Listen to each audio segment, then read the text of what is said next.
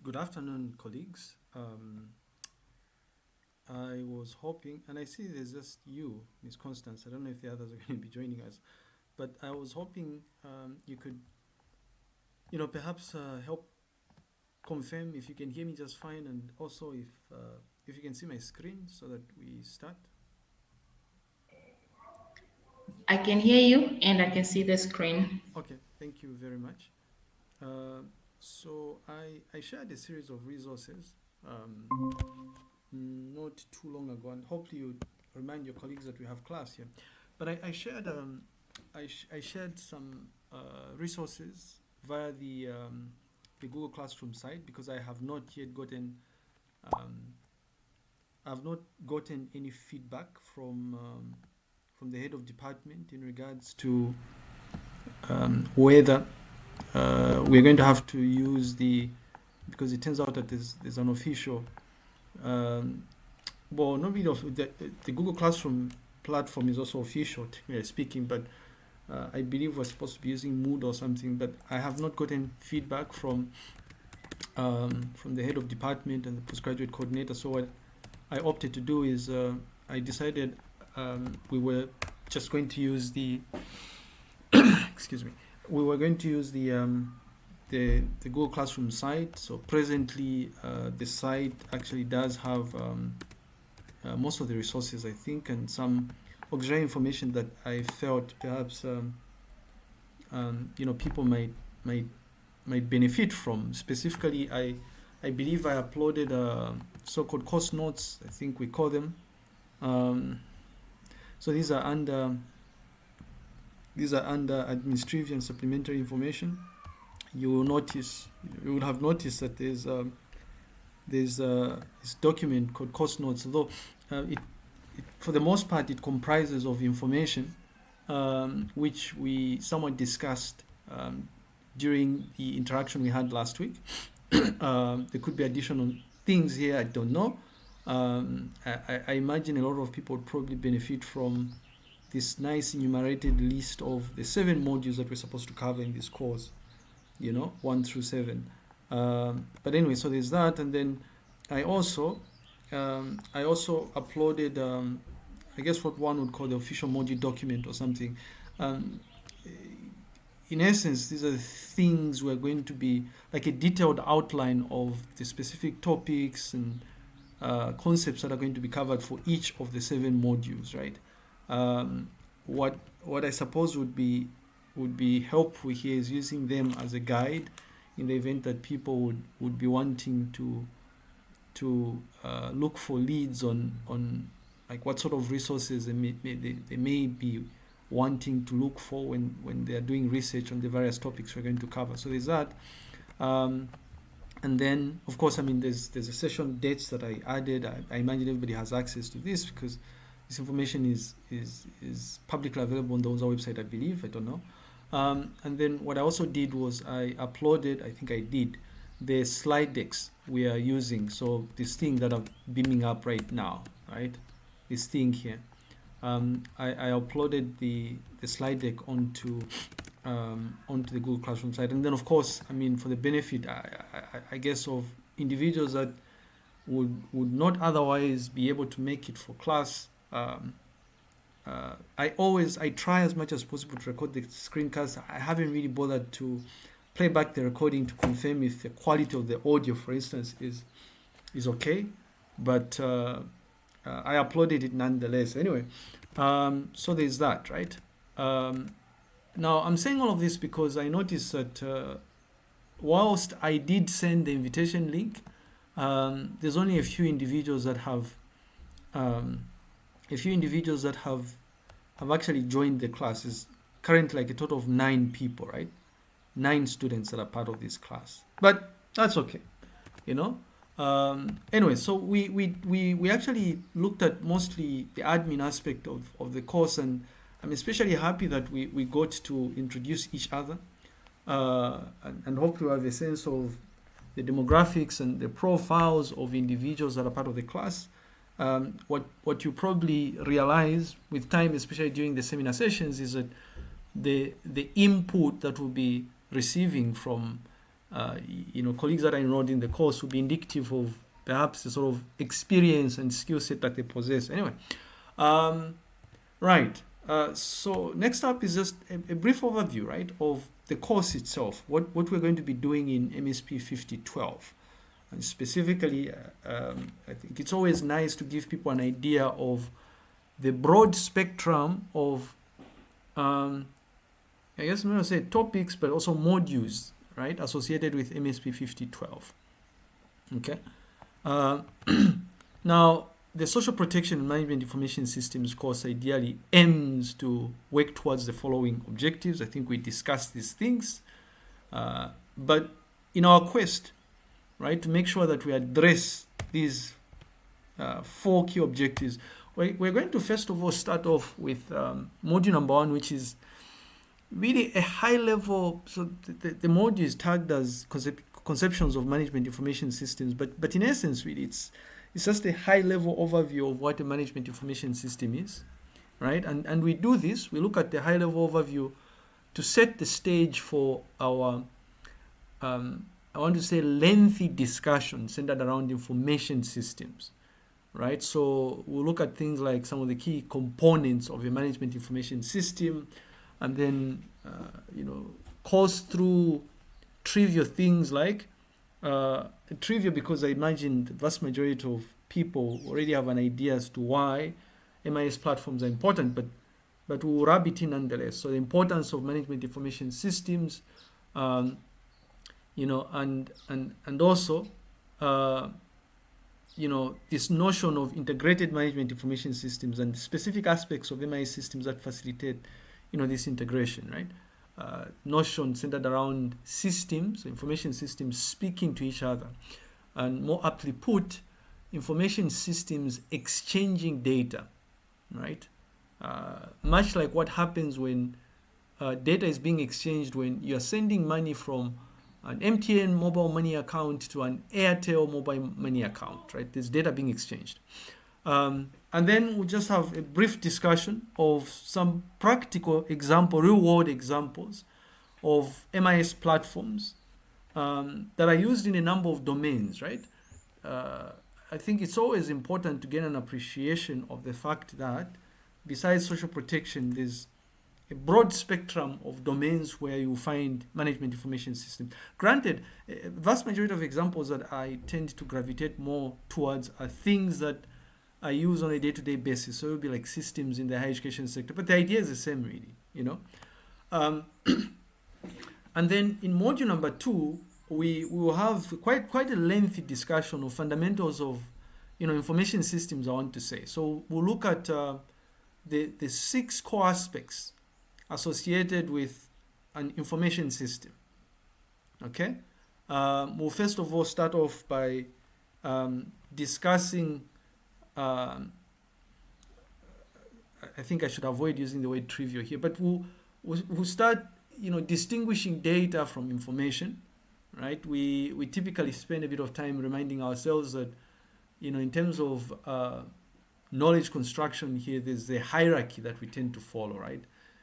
So using data, you can derive information, and then you get to a stage where you use information, I guess, to derive knowledge or something, and then ultimately wisdom or something like that, right? So there's this hierarchy, pyramid structure, if you will.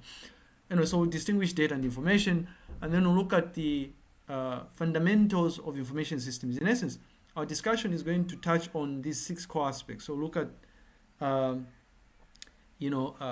hardware, the role that hardware plays insofar as management information systems are concerned. Remember, we're dealing with an information system. If you're dealing with an information system, at some point, you're going to have to use some piece of computer hardware, right? Or some piece of hardware.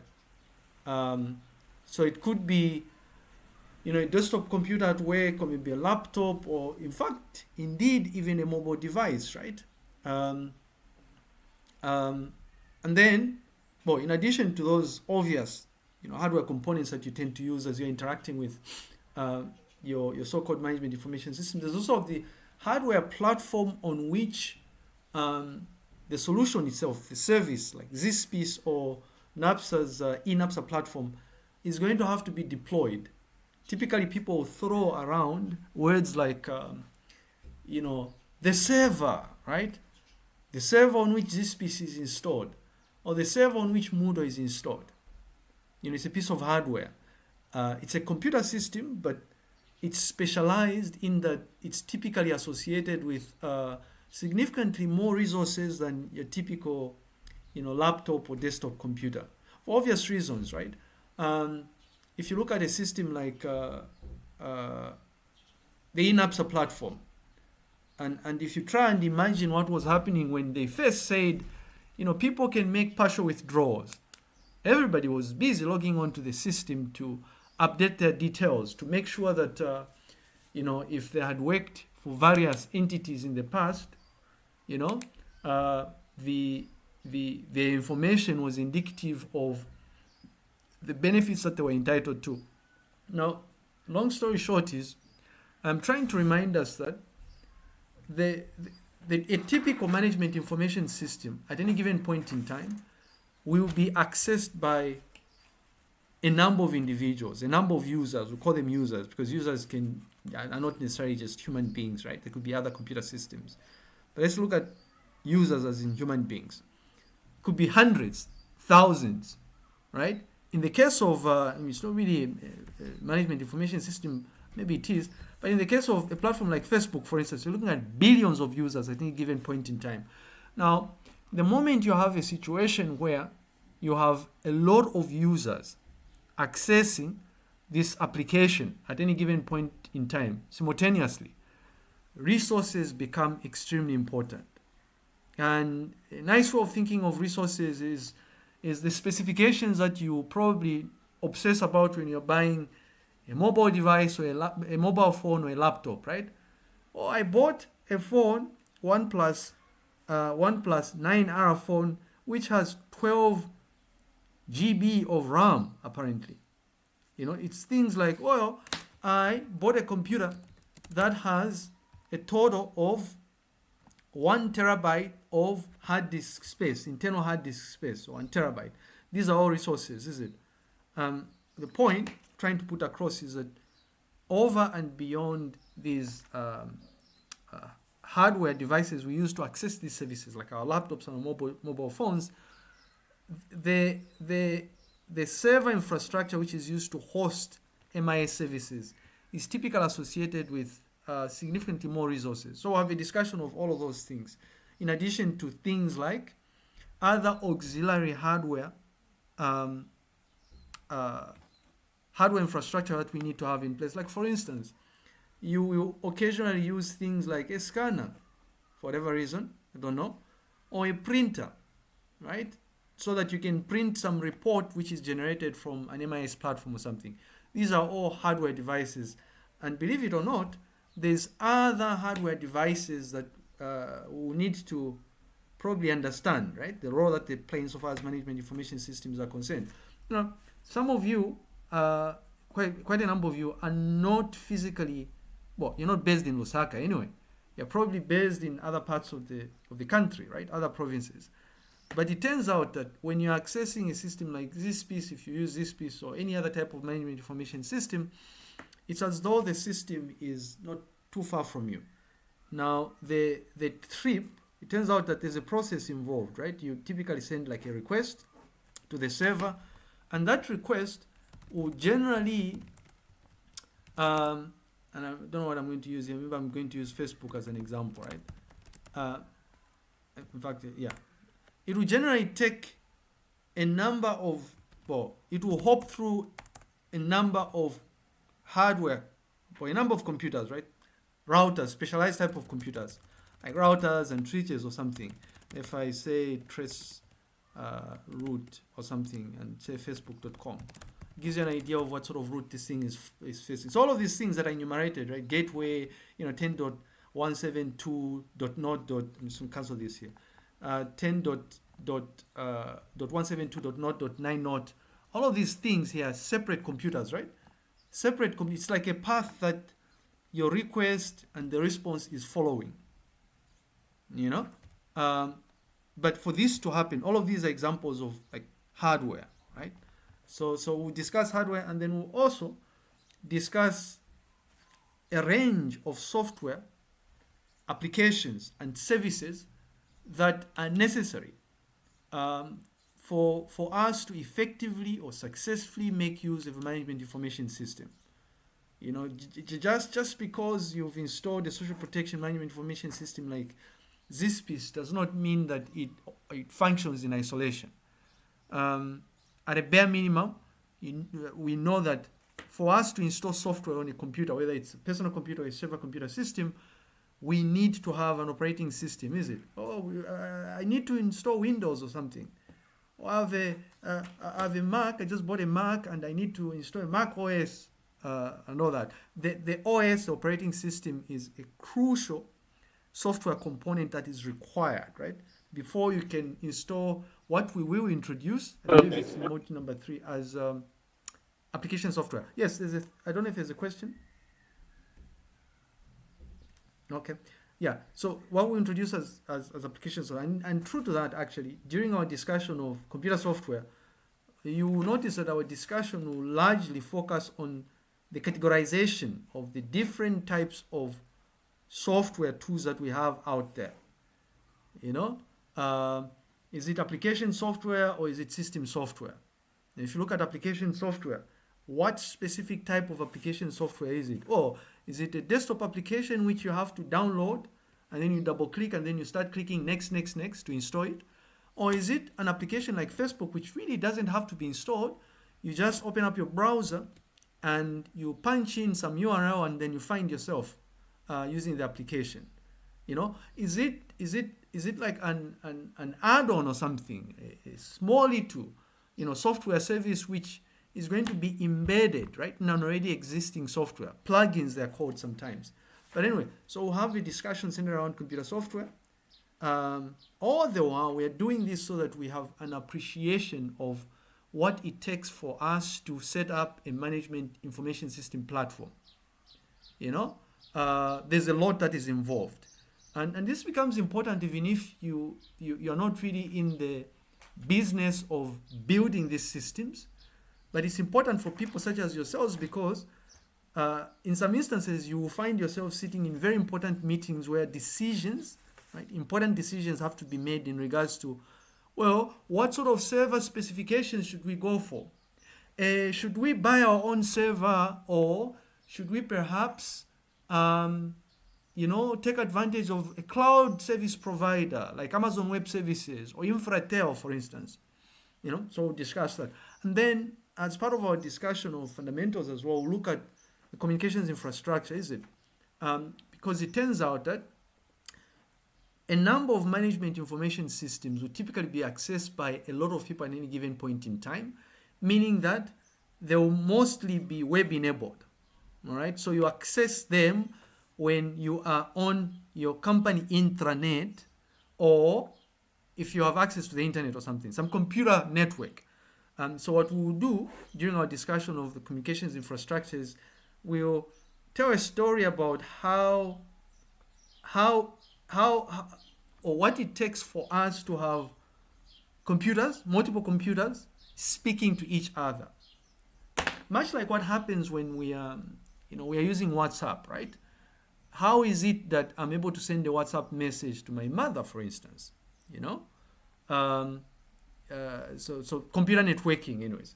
How is it that it's possible that when I tether my phone, other people can connect to my hotspot, for instance? So quite a bit that we'll discuss here. And then we'll look at data sources. It's tagged as databases here because it turns out that one of the most widely used data sources is a database when it comes to management information systems.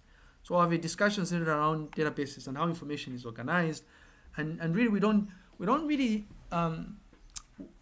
go into details of how database management systems or databases actually work, but what we do is we start off our discussion by distinguishing, file-based systems with database systems, right? So that we appreciate the advantages that database management systems would typically have over a file-based system. And then, in as much as there are a range, right, of databases that are out there, you have relational, the more popular, though increasingly they're becoming less popular here. More popular relational database management systems. There are also so-called NoSQL, database management systems that are graph-based, database management systems. So we'll focus our attention on relational database management systems because it turns out that information in your typical management information system is structured, organized such that it becomes more efficient for you to access what you're looking for if you use a relational database management system.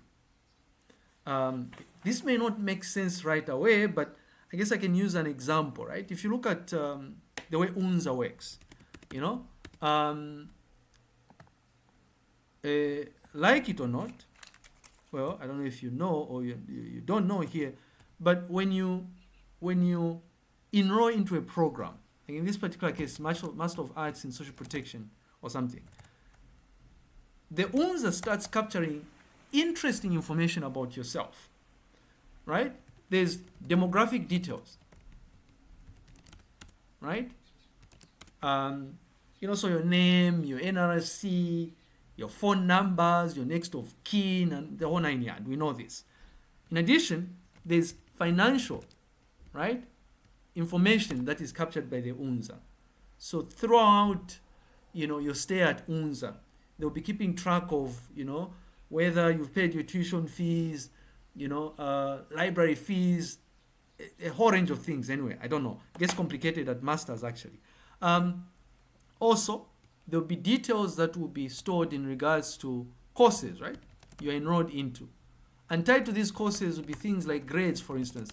Now, long story short is, at any given instance, right, I may want to extract information, certain type of information. For starters, I would say maybe I would be interested in saying, well, I want to find out, out of the people enrolled into the Master of Arts and Social Protection program, how many have their first degree in social work or something? Okay, because we know that people have different backgrounds. So I would query the database because it has information organized in what we introduce as tables, right? Entities, anyways. So I query it in such a way that I extract selectively the information I'm looking for. And it turns out that organizing information like this, disjointed information like this, using a relational database management system, makes it a lot more efficient for you to get the information that you want. We'll do a couple of things like, learn exactly how we use things like structured query language, or SQL as it's commonly called. Those of you that have done some extensive Microsoft Office courses will remember your Microsoft Access or something. It's a classic example of a relational database management system. Granted, it's a very simple, relational database management system. Of course, we also have a discussion that will be centered around people. I've always thought that people are a crucial part of your information system. Why? Well, because without people, that thing is useless. You're building it in part because you want people to use it, right? Decision makers and direct users as well. So look at the various roles, right, involved in the successful execution of your management information system or information system, ranging from administrators, right, the people that administer these systems. I know some of you that use management information systems will probably have some number on your notice board, right, for IT. When you can't use the system, you call those people. The system is down, right? Crucial role indeed, right? But also, you have people that build these systems, right? Because before we can use, what we're going to introduce as your typical social protection management information system, somebody has to build it, right? Developers or software engineers, maybe business analysts will be involved in the construction of the system itself, and then you also have, very crucial here, the people, the operators, the people that actually use this system. So it could be upper management, maybe middle management, or even as low as people that do the data entry themselves. If you look at your social protection management information system like this piece, at some point you're going to have to recruit beneficiaries, right? And typically you have people that perform the role of data collectors, is it? They go out there and they collect this information. They are using, right, the management information system. And then also we'll have a discussion centered around procedures, right? There's this notion that, when you have a complex system, like a social protection management information system, you just don't tell people to say there's this system, use it. There are rules, right? There are procedures. And I know it's not really common in this part of the world for there to be explicitly written down processes and procedures, but we will emphasize the importance of procedures. Things like, how do you share information, right? If you have access to a system, if you have the necessary permissions to access sensitive data, like how much money is being given out to beneficiaries, how do you share that information? It's things like, how do you use the system? There are certain sensitive systems which can only be used within the company network. So if you leave the company network, if you go back home, you don't have access to the system. Who do you give more elevated privileges? Which people should be able to see beneficiaries? Which people are allowed to add new beneficiaries to the system and all those things? So we discuss processes and procedures. Anyway, as part of this discussion, what we will do is we will look at what's called information technology, right? This is the upper layer here, the 4 layers that you have on top: hardware, software, communications infrastructure, and data sources. Crucial bit of, everything is important anyway, but we'll have a discussion of information technology, right? And then finally, we look at the classification of different types of information systems. Now, once we are done with module number 2, we will then get to a stage where we'll be able to understand exactly how a social protection management information system actually works. And what you will realize really is that the basic information that we introduce in module number 2 will make it extremely easy for us to appreciate the range of services that we find integrated within your social protection management information system. Okay? So we'll mostly focus on things like the core functions of a social protection management information system, for instance. And then in module number 4, this module, by the way, is not really that lengthy. I know we're going to spend a lot of time in module number 2, but probably a week should be sufficient. Like the 4 hours should be sufficient for us to cover module number 3. Worst case scenario is maybe 2 weeks or something. I don't know. And then in module number 4, we're going to look at types of social protection management information system. And really, what we look at here are they're called registries, right? A registry is just, it's an information system anyways. And it turns out that there are different types of registries, right? So we'll look at single registries, fundamentals centered around single registries. We'll look at social registries, and then we'll look at integrated registries. And then finally, we'll do a comparative analysis to try and distinguish single registries from social registries from integrated registries, and look at the pros and cons. And more important, I guess, it will be scenarios, real-world scenarios, and real-world scenarios where we would want to use a single registry as opposed to a social registry, for instance. Okay? And then in module number 5, we look at the implementation aspect of social protection management information system. So how do we build these things? So it's one thing to say we have this social protection management information system and this is how it works. But what of in an instance where maybe you are running the JAWS project, as a number of you mentioned, and you find yourself in a situation where you don't have a system in place, there's no computer system in place, right? And you know that for you to be efficient at what you do, you need to have a computer system in place. Well, we need to appreciate how we build these systems, or how these systems are built. And more up to put, really, the things that we focus on here is what sort of information we need. We may not necessarily be the ones building these systems, but at a bare minimum, we'll be expected to provide input to the people building these systems. So you tell them specifics. We want this system to manage the JAWS project. We want it to be able to enable us to recruit people to be part of the program. Okay.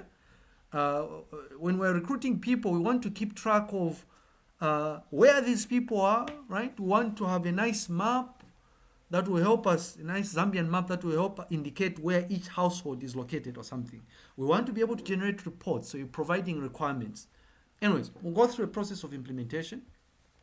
And really what we do when we're discussing implementation is we go through what's called the software development life cycle, the range, right, of phases that you go through when you're developing such type of software or information systems. So things like gathering requirements, coming up with the design of the system, an abstract representation, doing the actual implementation. They call it coding, right? If you've heard people say, I'm a coder or I'm a programmer, right? What they do is they implement software. So they're writing source code, right? Testing, because when you build a system, you're building it based on what the owners of the system would want it to do. Right? So in this case, the example I'm giving is the people that would want to manage the JAWS project. The question is, when the programmers build the software, how do we know that they've done the correct thing? You have to test it, right? You test it to confirm that it actually does what it's supposed to do. And you soon see that this notion of testing involves quite a number of things, right? Because you're not only testing what the system is supposed to do, but you also have to test how the system is supposed to accomplish that. I'll give an example of something that almost everybody in here enrolled in the course has used, right? The ATM machine. Now, fundamentally, what an ATM machine is, it enables a user to withdraw money or deposit money. That's it. But there's a how, right? There's things like you want it to be operational 24/7, just in case you're going out or something, or there's an emergency, you want to be able to draw money. Whether it works 24/7 or from 8 to 12 doesn't take away what the thing is supposed to do.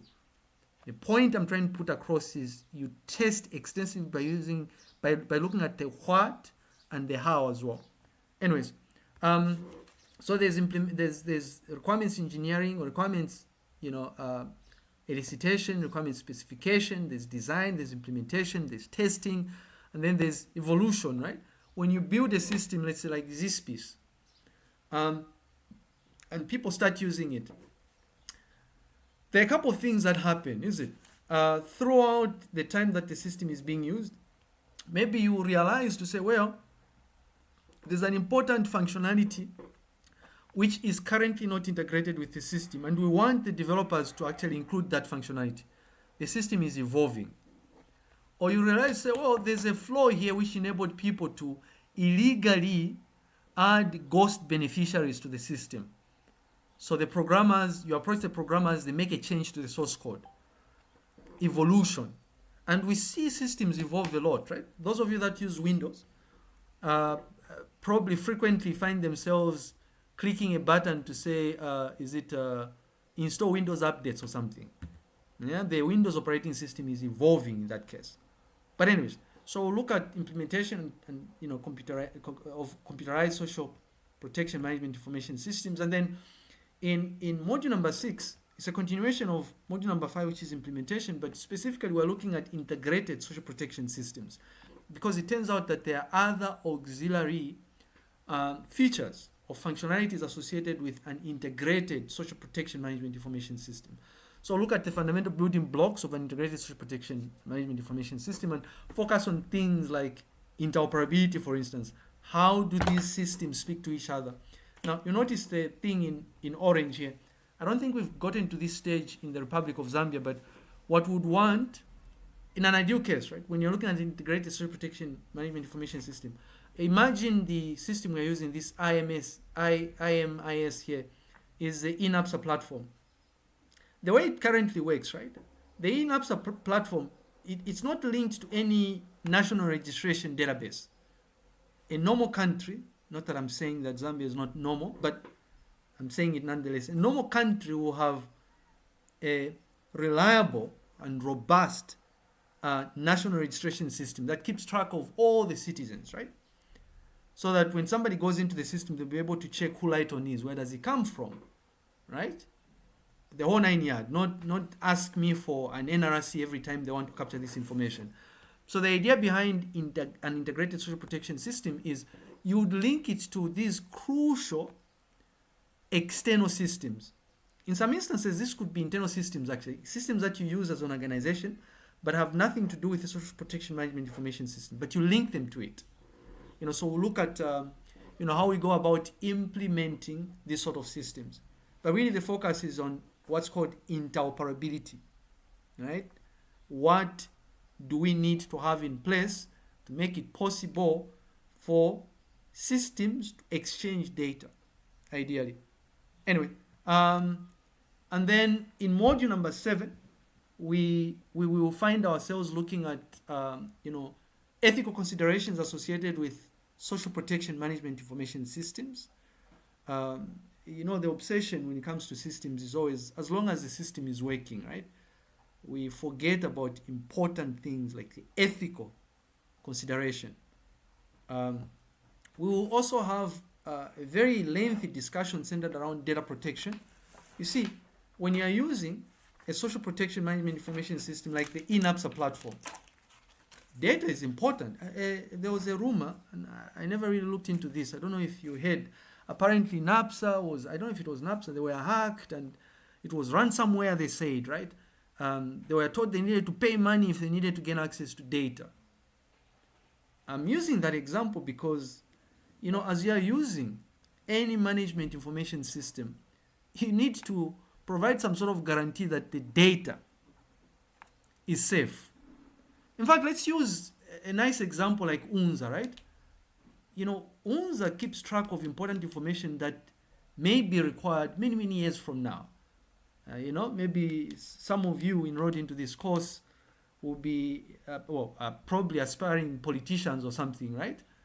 Somewhere down the line, someone will probably launch a scathing attack and say, this person is lying, they never went to UNZA, right? What do? You go back to UNZA to go and request for your records, is it?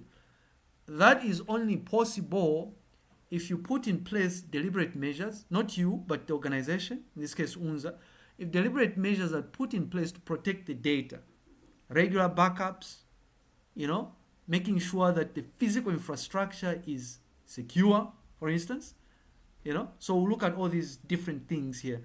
And really what we focus on is we look at different types of attacks, right? Viruses and ransomware, spyware and all these things.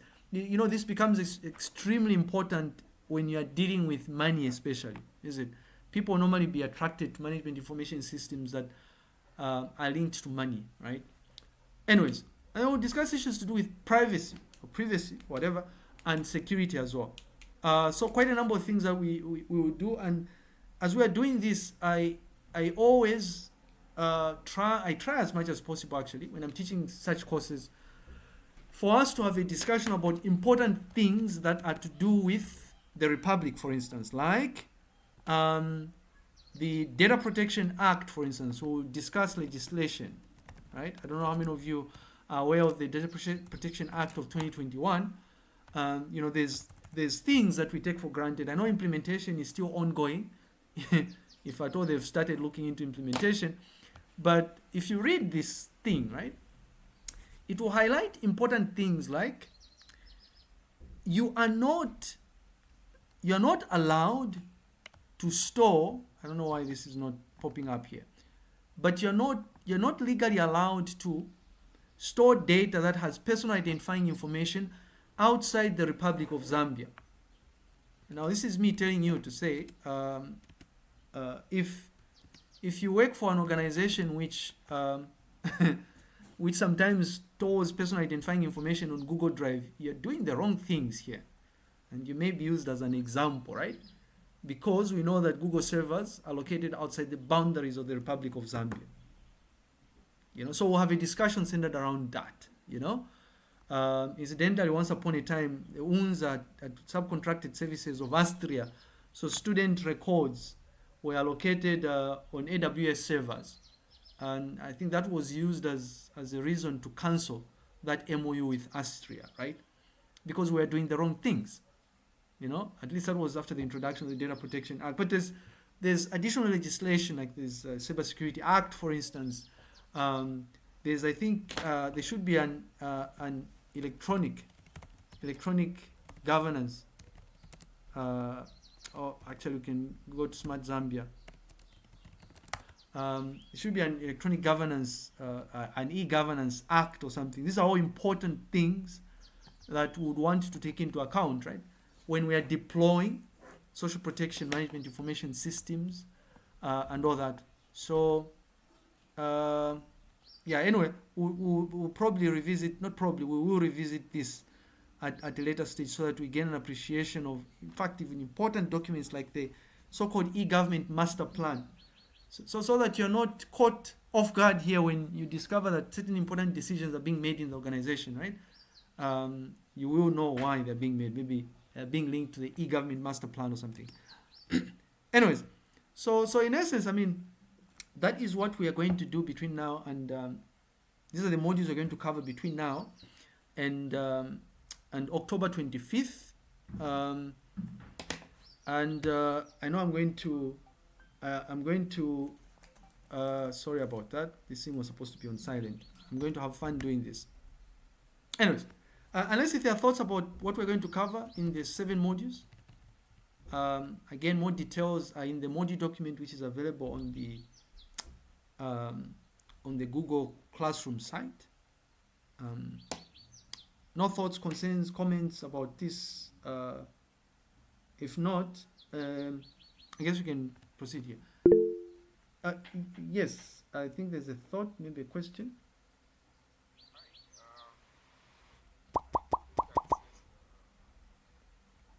Hello, I'm not sure if it's just me, but I think Changush Hui, I think your audio is a bit low. Is it just me? I can barely get you.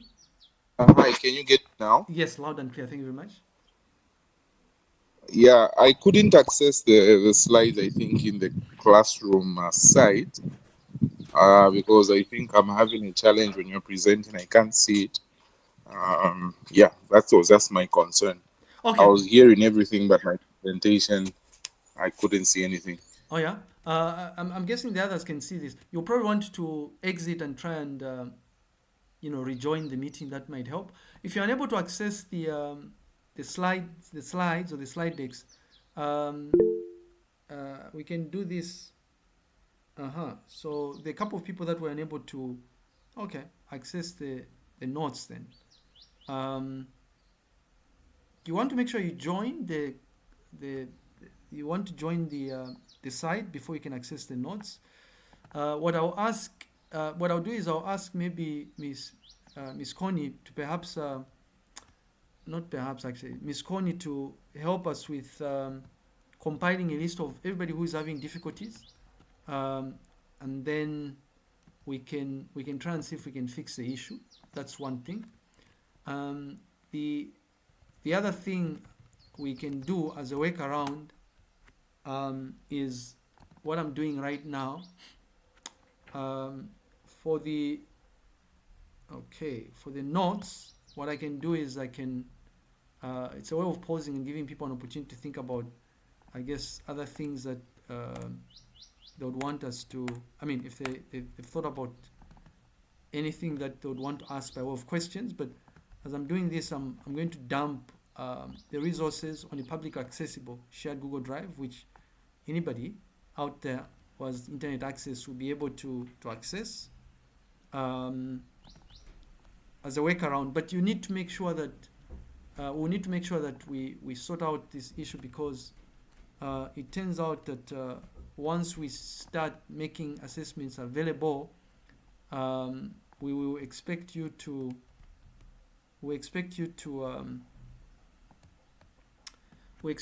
have access to the Google Classroom site. So submission of assignments will be done there, right?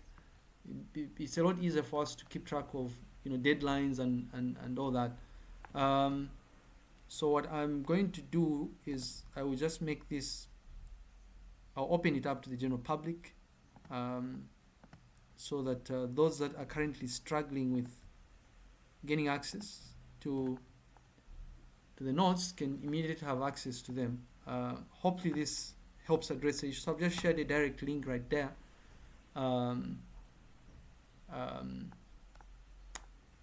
In the income messages, and I guess the course rep will help us circulate that thing via the WhatsApp group as well.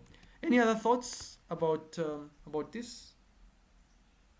Again, we are yet to start looking at the actual content. This is just an overview of what we're going to be doing. Hopefully this gives you an idea of what the course is all about actually, right? All right, if there are no additional thoughts or concerns, I suppose we can proceed here. It turns out that there's a number of different categories, right, of information systems, right? Because it turns out your management information system is a type of information system, right? Whilst there are a number of, classes of so-called information systems, your MIS platforms are crucial in that they will provide information for routine decision making. So primarily, one of their primary functions is they will help you make decisions, important decisions. Now, there's a broad range of decisions here. Within the context of social protection management information systems, it would be things like, well, which parts of the country, should we intensify campaigns on, right? Maybe somebody would have compiled a report that showcases where most of the beneficiaries are coming from. Maybe it's Eastern Province where I come from or something. You could check things like, which part of the country has the least elderly people that are on the social cash transfer program, and why is that the case? So you'll be making important decisions like that, and your MIS platform is crucial in doing that. A specific feature that will be integrated within management information system will be reporting. Now compare and contrast with an operational, a classic operational productivity tool like Microsoft Office, right? Microsoft Office is not going to help you make important decisions, right? Anyways, in addition, your management information system will facilitate operational efficiency. So it's like things like, we have a recruitment exercise for Northern Province this month. If you don't have a management information system in place, maybe you'll be using spreadsheets, is it? But with a management information system, right? This piece, for instance, is it integrated with Kobo Toolbox? I believe it is. So you go out there in the field, irrespective of whether there's connectivity, you're still using the system to compile that data. And once you have connectivity, everything is seamlessly synchronized with the server, right? Operational efficiency. Disbursements of funds as well, right? With a management information system like this piece, all you do is, if you have the necessary permissions or roles, all you do is you fire up your this piece, you click a button, disperse funds, and everybody is going to be paid the amount, right? It doesn't matter if they've indicated that they want to be paid via Zanaco Zapit or Zoona, or indeed even Airtel mobile money. You are going to be efficient at dispersing funds because they're using a management information system like that. Anyways, I thought I'd use that as just a launching point, give us an idea of what we're going to be discussing relative to management information system here. But in closing, in terms of like the introduction to the course itself, just to mention that I was surprised also. I'm behind, maybe because I'm not part of the department here. I saw a message on the WhatsApp to say, I think one of our colleagues was saying that, can those of you that are working with me on the dissertation or something to meet or something. I could have misrepresented what this course is all about. Do you work towards a dissertation as part of this course? Yeah, long paper, desk review. Ah, okay. Yeah, but I must complain here, right? Why am I not involved in this? I mean, I think I should complain to, because nobody has expressed an interest to do a long paper linked to information systems. I know maybe people do, but they work with other people. I don't know, but it would be nice, right, if we did that, you know. But okay, that's fine. Right. So this is me saying, you know, I guess in your long paper here, it's not too late if you're still in the process where you're identifying topics, right? And you've identified an actual problem, maybe in your workplace, you know, that is linked to social protection management information systems. Maybe you can consider that, right, as your focus for this particular long paper. There's a lot that can be written about, right? I mean, we have no idea how NEMA is managing things, you know. It would be interesting if somebody, you know, prepared or came up with a long paper centered around that, right? Is it health insurance management or insurance management systems or something, right? I don't think, to the best of my knowledge, I've not come across literature that has focused on, you know, how NAPSA has used, you know, their social protection management information system to manage their day-to-day business, right, or work or something. Anyways, thought I would mention that. But also, you see, we are, and we know this, but we're going to remind each other nonetheless, right? We are amongst the few fortunate individuals in the Republic, right, that have access to things like what we're doing as part of Master of Arts in Social Protection here. There's no harm in us trying to see how we can perhaps try and contribute towards what we are working towards as a country, right? Vision 2030, for instance. You know, what you'll notice is there are things that are closely related to what we're covering in MSP 5012. So this is me saying, think about that. And in fact, some of you probably conduct research at your respective workplaces. If there's an opportunity, or if you notice a problem that can in part be addressed or understood by looking at information systems or management information systems, hopefully this course is going to help. So something else I wanted to mention here, you want to make sure that, and I say this because I've noticed a pattern with people that work. Most of you are working, you have families perhaps, and then there's school, right?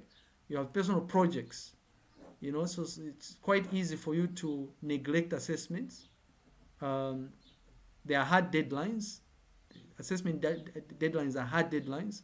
So if you don't submit work by the deadline, you're getting a 0 in the assessment, right? You want to make sure you attempt all the assessments. It's actually usually better that you at least submit something rather than not submitting anything at all, because at least you get some marks, you know. And then also, I made mention of the fact that, you know, academic dishonesty is a very serious thing here. We want to refrain from that. All right. I was hoping we could look at briefly on a part called how to read a paper, in part because there's an assessment category, paper reading session, which is tied to this. But I'm going to ask if maybe people have any thoughts or comments about this so far. Okay. None. Okay, that's okay. All right, so I'd mentioned that, you know, double back, maybe this is 46. I believe I'd mentioned that 10% of the course grade is going to be directed towards, supposed to be assignments. It is an assignment, but paper reading assignments, right?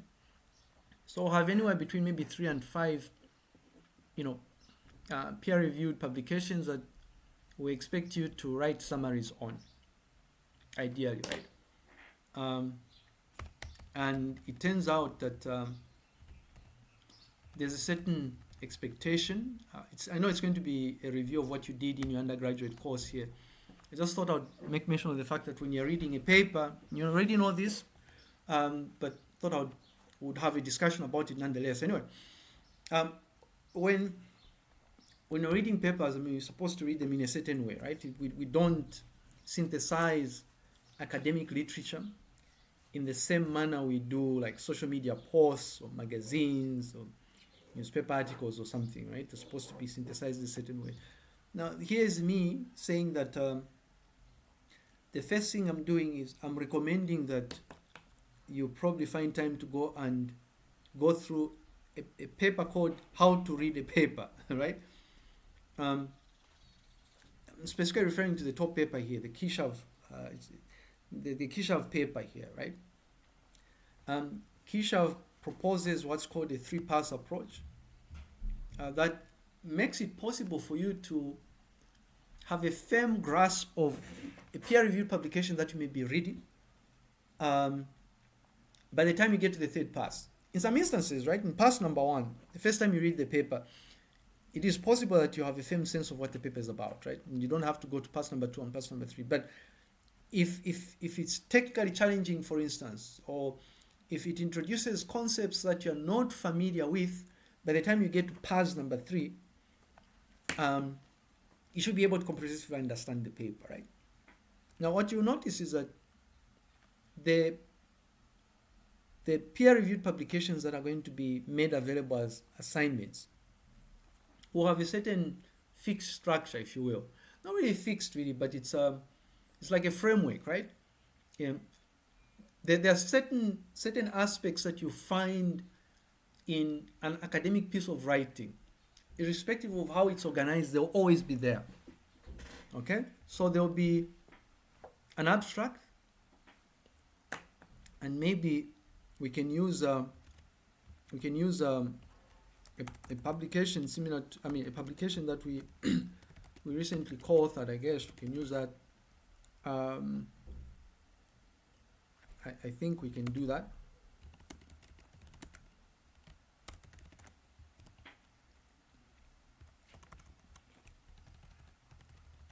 We do a lot of crazy things with some of the students I work with. Since is it 2020? Was that since last year? I think it was. We were looking at. We're trying to. Well, we are bothered. The problem is we are bothered by the fact that if you go on Wikipedia, right, there's very little content about Zambia. That's the first problem. The other problem that is there is that, and I know this has nothing to do with social protection, but I'm trying to contextualize things. The other problem that is there is that the few things that we have on Wikipedia, right, are actually not written by Zambians. And there was anecdotal evidence that seems to suggest that. And so we conducted a study, detailed study, which was aimed at trying to understand a couple of interesting things. Were people or Zambians generally aware that you can actually go on Wikipedia, right, and contribute content, right? That's the first thing. And then also, to what extent were people willing to contribute content, right? Were they willing to actually contribute content? And then we also looked at, a sub-study that was aimed at trying to identify motivating factors, right? What would potentially motivate people to actually contribute content? Now, if you're sitting there and wondering, well, but why are you wasting time conducting research like that? Well, for one, for those of you that have spent time to read up on how these large language models like ChatGPT and Gemini and Meta AI and even GitHub Copilot, how they work, is it turns out that the more general ones, they are trained on data from Wikipedia. If they are trained on data from Wikipedia, if you're one of those people who uses Gemini or ChatGPT, you would have noticed that when you ask a question that is related to Zambia, in some instances the information will be misrepresented, it will be erroneous, or it will simply not be there. The reason that information is not there is because this information is not publicly available. Anyways, so I conducted this study, right? Now, what you notice from the output we have is there's a title, all right? There's an abstract, which we know what an abstract is all about. This is just brief information, right? A summary of the publication, if you will. You will find an introduction that provides a contextual overview of the problem being explored, is it? Okay? And then you'd have a related work section, right? Sometimes this would be tagged as background work. Sometimes people will name this literature review explicitly. I quite prefer related work. But it's a discussion of things that have already been done that are linked to the paper itself. In some instances, well, you have implementation and evaluation, but let's just say you have the methodology, right? You outline a series of steps that were undertaken for you to collect the data and analyze the data. So things like sampling techniques that were used, the target population, if it's applicable, ethical consideration, right? Did you get permission before you conducted this study or something? Okay? And then you'd have results, right? So you're giving an outline of, relative to the research questions that you've outlined in the introduction, what data was collected, okay? If you're using a questionnaire, you'd be reporting on, I guess, the information or the data that was compiled using the questionnaire or something. So you'd have things like demographic details and results associated with specific questionnaire items or something. And then you'll have sometimes a dedicated discussion section which discusses the results. So in some instances, like what we did, we are combining results and discussion, okay? And then you'll have the conclusion, right? Which really provides things like concluding remarks and potential future direction, or something like that, right? And then the references. Now, what Kishav says is that using his 3-pass approach, if you're looking at coming up with a comprehensive summary of the paper, in the first pass, what you do is he recommends that you do a couple of things. You read the title, you read the abstract, you read the introduction, and then you scan through the sections and subsections. Okay? Notice you're not after you read the abstract and the introduction, if there are other sections like the methodology and the results and the discussion, you do not read those things, but you just pass through them, right? You course through them. You just read the heading titles and subheadings. So in the case of this paper, for instance, if we go under results and discussion, what Kishav says is, in the first pass, I'll come to section 4, results and discussion. I'll just read the sections. Quantifying Wikipedia content contribution. Okay, I'm not reading the content. Analysis of anonymous contributions. Okay, analysis 1. Analysis 2 is registered user contributions. Okay, and then you have levels of awareness, willingness, and motivation, demographic factors. So you're just reading the sections. Okay, and then you go all the way up to the end. You read the conclusion, he says. So you read the entire conclusion here, everything. And then you scan through the references. So you go to the references, you look at the reference entries here. Not that you'd be reading the things in the references, but you're just scanning through. And the idea of scanning through is, in some instances, you just want to check if there's something that you've not read before, that is maybe, cited a lot in the text itself. Okay? And what Kishav says is, once you do this, you will be able to classify the type of paper it is. Maybe it will be a case study, for instance, right? Maybe it will be a theory paper or something, right? So you classify the paper, which is usually helpful. You also have a contextual overview, right? Background information about the study itself. Why? Well, because you are reading the introduction. Typically, the context of the background is in the introduction. You will also be able to assess whether, or the extent towards which the paper itself is correct, actually. In some instances, publications will have mistakes or errors in them. And then, of course, because this is like peer-reviewed, these are going peer-reviewed publications, but because it's an academic piece of writing, you'll be able to identify what the novelty of the paper is, what was the main contribution, And you'll be able to deduce whether or not, the paper is clear, right? So clarity of the paper. That's the first pass. In the second pass, what Kishav says, and it's not me here, Kishav says this in this publication, right? In the second pass, what Kishav says you do is you start analyzing the floats. So in addition to what you just did, you analyze the floats and you read the things that you didn't read, right? So the floats here are things like figures, right? So you analyze, what is this all about, right? Graphs, tables. What is this table all about? Oh, it showcases top 5 contributors and contributions by country. Okay, right? And then you keep a note as you're doing this, right? You read everything else and then you keep a note of key references that you have not yet read, right? So that you probably go through the references or something. Now it turns out that once you're done with pass number 2, you will have a firm understanding of the paper, which is what we want. Okay?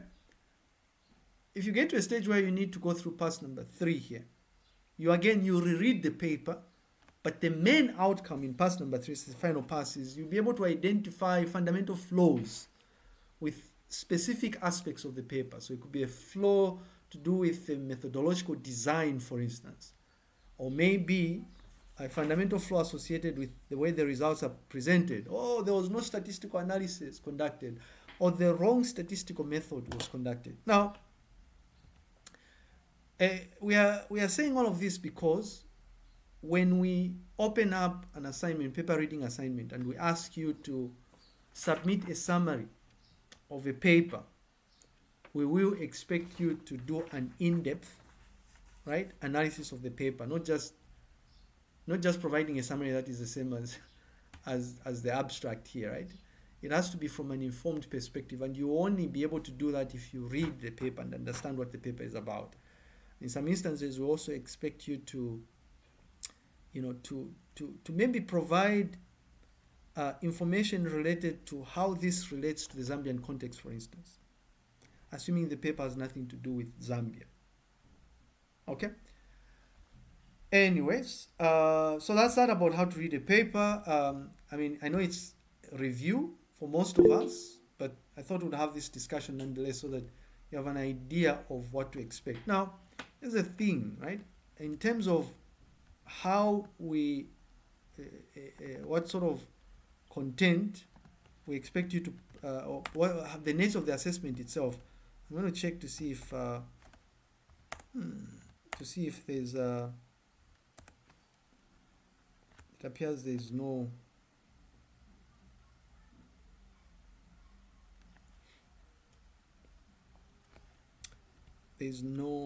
thing here.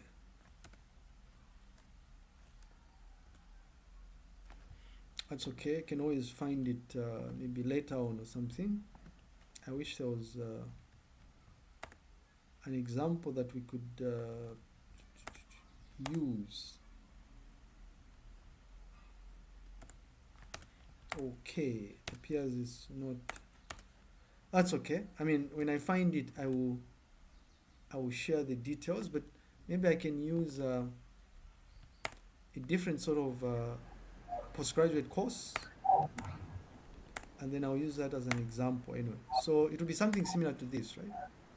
Where you're given an assignment like this, so go and read this paper, right? Once you read this paper, you provide a summary, and you're given details to say the summary is going to be graded as follows. We'll look at the accuracy of your summary, we'll look at the coverage, whether your summary includes all the crucial aspects of the paper. We'll look at the arguments presented in your summary, the presentation layout, because you're supposed to present this by following specific formatting guidelines, and then issues to do with like personal reflection, right? The total here, the cumulative total goes up to 100. I think there's a question from Miss Connie. I see a hand up. I don't know if there's anybody else. I don't know. Yes. On how to read a paper, I wanted to find out, should the outcome always be identifying flows? What if in that paper that I'm reading there are no flows, but there are things that are blent, and maybe I could find a way of relating it to Like Zambia, for instance, Yeah, should the it's outcome always be flaws? yeah, it's not just flaws actually. Flaws would be just a by the way thing that you're including. But fundamentally, if you notice, we probably phrase this assignment as write a short summary. It's a summary, but that summary is going to be graded by looking at whether the summary is actually accurate, whether the summary includes all the crucial aspects of the paper, what arguments, right, are you including in your summary, for instance. Maybe you're presenting an argument to say, well, the experimental design that was used here is flawed. Instead of of interviews, these people should have conducted a survey, or instead of interviews, what they should have done is they should have conducted focus group discussions or something, arguments, and then personal reflection. So it's not that we expect you to identify flaws.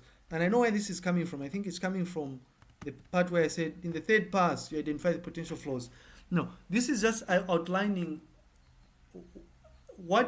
how you benefit from the Kishav approach when you're reading a paper using the Kishav approach. And by the way, you don't necessarily have to read this paper using the Kishav approach, right? You could have found a better way of understanding what the paper is about. Hopefully that makes sense. I don't know if we've answered your question. Yes, sir, it's clear. Yes. All right. I think there's another question, I believe. Yes. Miss Mkoko, Walusungu Simukoko. Is it Mr.? Mr., I guess. Yes. Mr. Yes. Mr. It is. It's just out of interest. Why is there a lack of motivation of researchers and maybe authors generally in Zambia to contribute papers toward yeah. Okay. Yeah. I think I kind of know where this is coming from, right? Now, you see, thank you for asking that question. I'll answer it best I can. But you see, I think I know where this is coming from. Here's the thing. If you go to our Modi document, right? This document that I've shared, what you notice is that I don't think there's actually literature coming from Zambia here. Zero. Okay? I'm trying to agree with you actually, Mr. Simkoko, right? That it's a bit of a problem. Now, I can only speculate, and I can only provide a response relative to my discipline, right? I've studied computers here. I've been studying computers since 2004, right? So my response is relative to the computing field. Now in Zambia, the computing field is arguably young, okay? It's young. I mean, we've been churning out graduates quite right, but it's quite young. So in terms of people that actually explicitly do research in the field, it's very few people. And we see this from like events that we organize, right? I'm on the local conference organizing committee for an upcoming conference. If you have a paper, by the way, which has aspects of information systems, please join us. It's in October. It's a big thing because the event is going to be happening just a few days before the launch of Zambia's AI strategy, right? But the one problem is there are fewer researchers in Zambia. That's one thing, okay? Now, okay, maybe that's just an excuse here. I want people maybe to appreciate this. Hey, we're still having a back and forth here, so it's fine that we are killing time like this. But I want to latch on to this very important point that Mr. Simkoko raised here by referring to a study that was done at UNZA recently, right? And by the way, everybody's a culprit. Even you people are culprits. Because in other countries, right? Or you will be culprits anyway. In more progressive countries, people that do research and publish the things that they research on are people that enroll in advanced postgraduate courses. People like you, right? You know? But anyways, so there's this, I'll get back to my responses in terms of reasons. There's a study that we did. I'm part of the University of Zambia's university ranking committee. our mandate involves us compiling data so that we can we can have the University of Zambia ranked like they did recently. Oh, the University of Zambia is number, I can't even remember here. So we compile this data. Now we did a study, right? An interesting study. It's just UNZA here. And really when you do a study like UNZA here, what you'll be saying is that the situation will probably be a lot worse in other institutions, right? Because they don't really have as much capacity as the UNZA does. But the thing is, if you look at, just look at the productivity ratio here, right? Per school. And surprise, surprise, by the way, look for humanities here. But if you look at the output ratio, right? It shows you the number of publications in 2018, the number of publications against the total number of academic staff per school at UNZA. Now, if we use your school as an example, right, which is humanities and social sciences, it's bad, but I guess it's not as bad anyway. But you notice the output ratios are quite low, is it? In some instances, you have scenarios like, I want to look at engineering, where the number of publications from the entire School of Engineering in 2018 was fewer than the number of academic staff the entire year of 2018. Anyway, so I'm just showcasing that the situation is this bad, right? Because an entity like UNZA, which has, at the time it was 908, academic members of staff, right? People that teach and do research. Against this 946, only 908 publications, right, came out of 2018. In essence here, we're saying that the situation is really bad. It's extremely bad, right? In fact, a huge chunk of these, there are no theses and dissertations, a huge proportion are typically theses and dissertations. But anyway, so back to your question, right? I would argue that there are fewer researchers, although I don't think this is going to be a very valid argument with time here, right? We have a lot of universities. If you go to the Higher Education Authority, so I'm waffling here, but there's a lot I want to unpack. This is something that is closer to something I'm really, really interested in, right? Zambia has apparently 123 universities, if you didn't know that. Now I know, not all of these universities offer postgraduate qualifications, but guess what? We have 15 grant-aided, right, or public universities, 15 of them, right, and 108 private universities. These universities employ people that teach postgraduate programs, and arguably they should be doing research, right? The question is, what are they doing? So anyway, so fewer people are doing research, but also I think we just don't have a, and this is me just saying this, right? There's no culture, right? Culture of doing research and publishing, because it turns out, right, the benefits of doing research, that they're not really immediate benefits that people would look forward to. Like, I give you an example of what a typical academic at UNZA may choose to do, right? There's a couple of things. You can teach more courses, right? If you teach more courses, you're given more money or something. So there's a limit, right? There's a maximum number of courses you can teach. Workload is called. Beyond that, you're paid more money, right? So you can teach more. You can conduct a lot of consultancy, right? So you're working with not-for-profit organizations like UNESCO or something. Well, in some instances, entities like UNESCO probably force you to publish, but some consultancies will not result in any sort of, like publication, right? Yeah. So consultancy.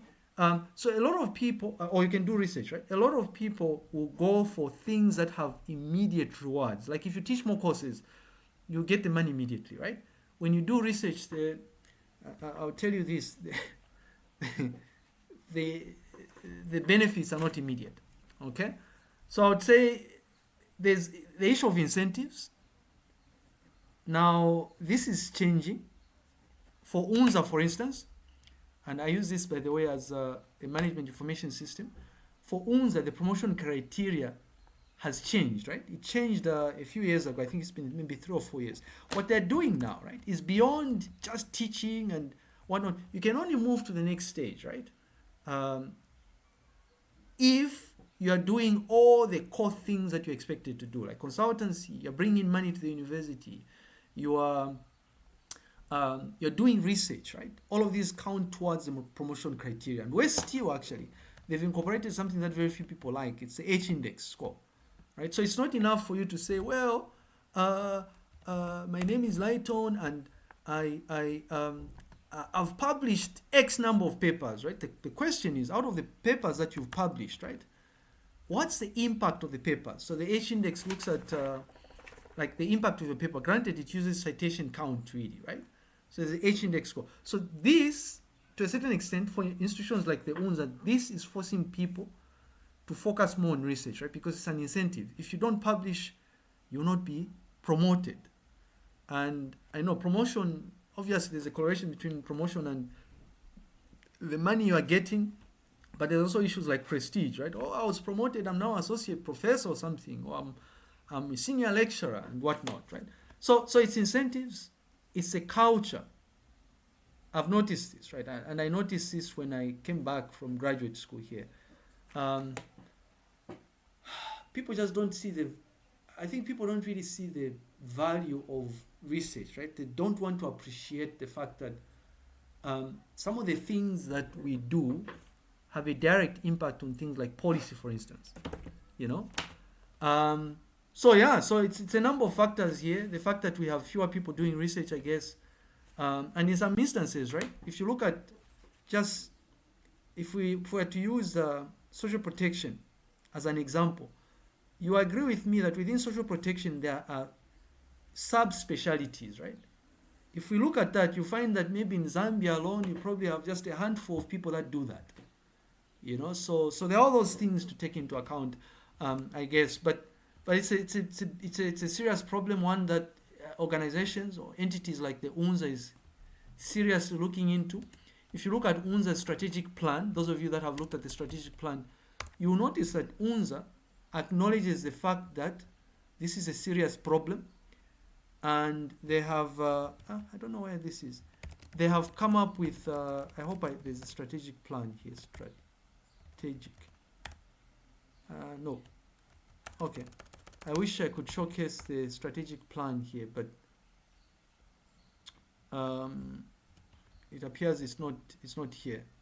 I wanted to showcase the fact that if you read through UNZA's strategic plan, there's explicit mention of UNZA wanting to use incentives. So in places like South Africa, for instance, academics, people that publish in so-called accredited journals, for instance, are paid money. All right? Just like there's an incentive when you are working with a postgraduate student, if they successfully graduate at UNZA, they pay you money, right? To incentivize, you working hard so that you adequately supervise the student so that they graduate and get the master's or PhD or something. So I'm glad you asked this question. It's a serious problem. And I'm really looking forward to a situation where we will fully appreciate the significance of doing research, right? There's a correlation between things like GDP and sort of research that you do, but we are yet to get to that stage. It's a really serious problem. I decided to take a long route here to answer your question. I do hope I've answered it to some extent. Yes. You've every answered it, and I think with a lot of references. I like when you're talking about this, you even search and bring us some evidence from maybe a report which was submitted to UNZA. Yes. But yeah. As researchers, if we just talk about things, it's hearsay, is it? We must back it up by evidence or literature, right? But anyway, I don't know if any other thoughts about this. I thought we could maybe briefly look at the last part here on academic activities. Please try as much as, you're all paying for this master's program you're working towards, right? You're paying for a number of things, in case you didn't know this. You are paying to gain access to all the academic databases at UNZA, and I wish the UNZA was, I don't know what's happening to the resource. You know that UNZA subscribes to a number of academic databases, right? A number of journals, right? You know how some journals will be paywalled. So if you go to places like, if you go to unless open access journals, right? If you go to, I want to see if I can access a publication that I know is paywalled, something that we've authored that I know full well is paywalled here. You cannot directly access some of these resources, and I know you've probably found yourself in a situation where you're looking at accessing a publication, and you click on it or something like this. I hope it works. And what do they say? They say you pay $40, right, to access this publication. It's paywalled. Now, the UNZA spends quite a bit of money. Those things that are on your, I don't know how many of you have gone through the breakdown of the amount of money you pay as tuition fees. There's a library fee, I think, that you pay. You're not paying that fee so that you go and sit in the library, right? Part of that money is directed towards academic database subscriptions. Now, it turns out that most of these things will only be accessible when you're on the UNZA network, for instance, right? Or if you log in using your UNZA credentials. So there are a number of things that you want to take advantage, right? Because you are paying for them, but also because it's going to make your overall experience at UNZA more positive, I assure you, right? But I want to focus on, public talks. They are usually, depending on the time of the year, sometimes they are renowned academics that will visit UNZA, and they'll be giving seminars or public talks. Now, I always encourage people to say, in some instances, maybe it will be a talk that has nothing to do with the humanities or social protection, but maybe there's some link, right? It's always nice to attend these talks, because this is how you bump into people that you can potentially collaborate with in the future, for instance, right? I'm giving an example here of some obscure field. I guess it's physics, but the point here is that you want to be on the lookout. I don't know if you are on the mailing. You should be on the public relations mailing list, because what public relations does is, when they're sending out important information like this, they will not just send the information to UNZA staff. I don't know if you receive these emails here, but they send it to the UNZA community, is it? They send it to the UNZA community. So if I check things coming through from public relations at UNZA, right, there will be, sometimes sports day, I don't know about that here, but of course, you can participate in sports day. But you'll notice that amongst these are things like seminars like this. This was a chemistry talk here. But anyway, so you want to be on the lookout, and the only way you'll be able to receive these emails is if you're using your UNZA assigned email addresses. In case you did not know, I think automatically, if they haven't created your email address, then you want to go through your course representatives or the postgraduate coordinator. What the UNZA does is it uses a student ID at student.unza.zm to create email addresses for all students. And all of those email addresses are added on this mailing list, right?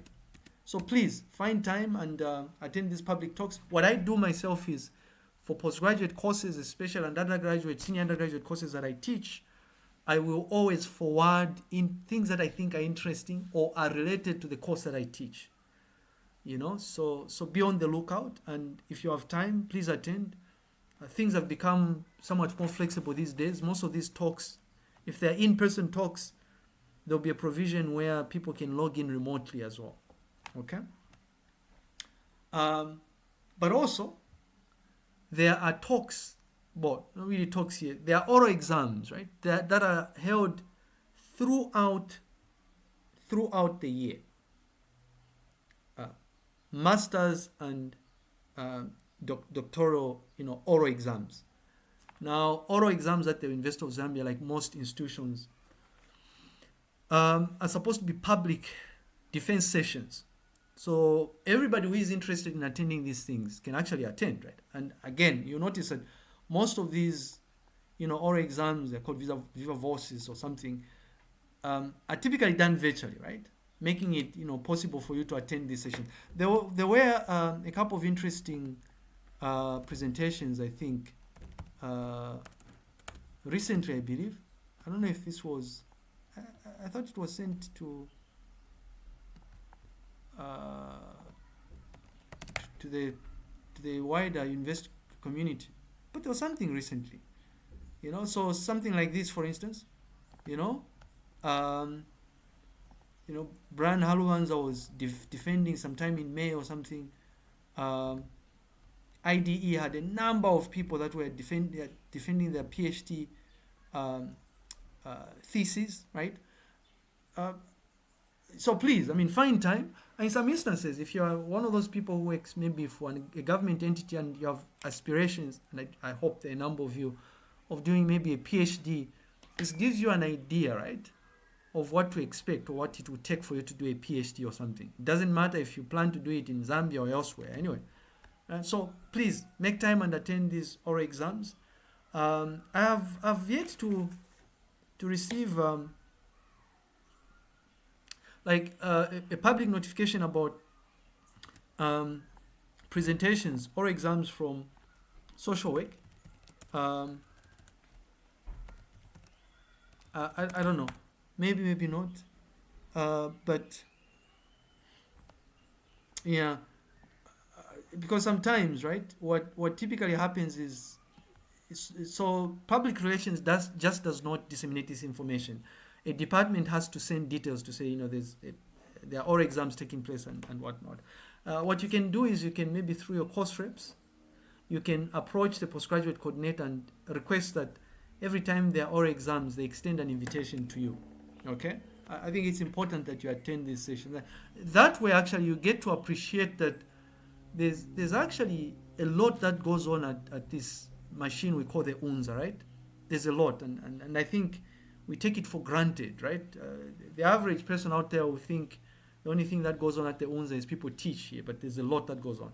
Anyways, right? So things like this, for instance, I believe this was this was from Media and Communication Studies, really, oral exams.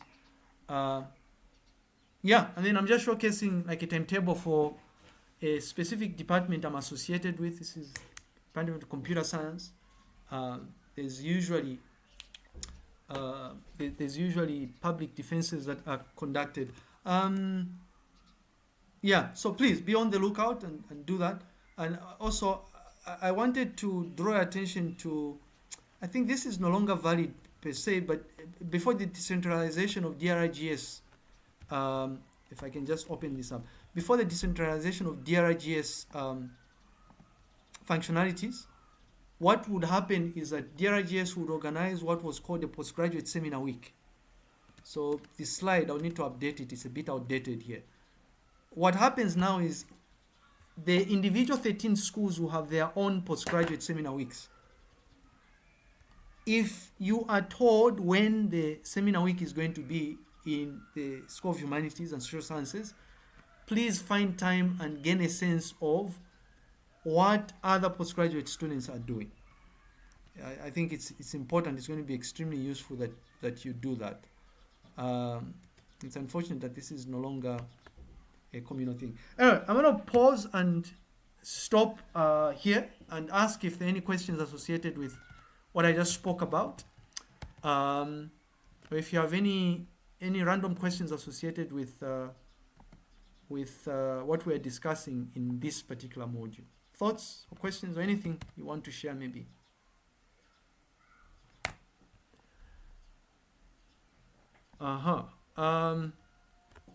If not, we are supposed to, I'm looking at the time here, and we can start, but no need to rush. We were supposed to start module number 1. This is me letting you know that I will upload this module. It was supposed to be today, the 13th of August. I will upload this on the Google Classroom site so that you can already go through the slide decks. But the next time we meet, we are going to start our discussion of conceptions, module number 1, conceptions of management information systems. And in essence, we are going to discuss these 4 things in depth. And hopefully by the time we are wrapping up module number 1, you have a very broad understanding of what a management information system is all about. All right, I think we can leave it at that.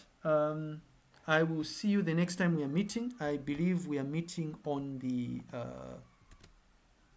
could be wrong here, but I think we are meeting on the. Oh, it's Friday. That I was thinking it was Thursday. So we're meeting on Friday. I wanted to suggest something to Miss Connie. I know I was supposed to reach out to you, but I want everybody to be in the know here. I was hoping we could have a session. If we have a session on Friday, I was hoping we could have a session on Sunday, just to try and catch up. We can make it a 1 hour long makeup session. Please discuss this amongst yourselves. I'll be tempted to say maybe we can do this Saturday, but looking at the sheer size of the group, I imagine there are advantages amongst yourselves. So maybe we can do a Sunday afternoon session or something. I'll be expecting maybe feedback from Ms. Connie once you have a discussion as a class. Thank you very much, and I will see you on Doc, what time on Sunday is okay for you? I am available beginning 13 hours all the way up to 18 hours. So any hour within that range? Yes, just tell me what slot works best for the class. Okay. Yes. Thank you. All right, thank you very much, everybody. I will share the recording and the notes via Google Classroom. Bye for now. See you on Friday. Bye-bye. Bye, Doc. Bye.